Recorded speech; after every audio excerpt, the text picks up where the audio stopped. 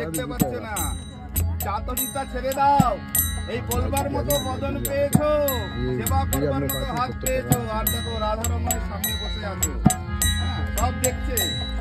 ফাঁকি দিও না, সারা জীবন তো ফাঁকি ফাঁকি ফাঁকি ফাঁকি দিয়ে চলে গেলাম, অন্তত আজকে রাতটা ফাঁকি দিও না। এরকম সময় আসে কি আর না আসে, আগামী বছর থাকি না থাকি, এ থাকবো না থাকবো ঠিক নাই, গ্যারান্টি নাই। এরকম সুন্দর ভক্ত সঙ্গ পেয়ে, এরকম মধুময় রাত্রিতে কেউ চুপটি করে বসে থেকো না। যাদের হাত আছে হাত তুলবে, আর যারা বলতে পারো তারা একবার জোরে বলবে। কি বলবে? নিতাই গৌর হরি। আমার মহাপ্রভু নবদ্বীপে অবতীর্ণ হয়ে আজকে তার পুরবের ভাবে বিভাবিত হয়েছে তার অন্তর।